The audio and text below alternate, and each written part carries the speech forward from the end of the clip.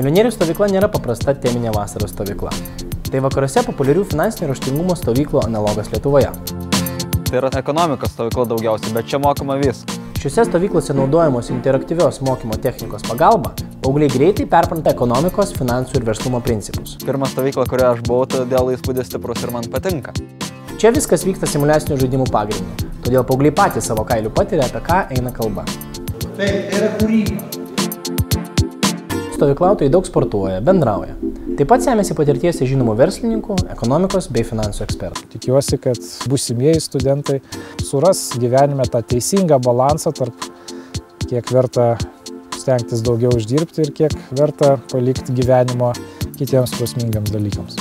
Mes norime efektyviai ir žaismingai supažindinti paauglius ekonomikos ir verslumo principais, kad vėliau šios įgūdžius jie galėtų panaudoti asmeniniams bei darbo tikslams pasiekti. Smagu dirbti su jaunais šviesiais žmonėms, kuriems priklauso Lietuvos ateitis.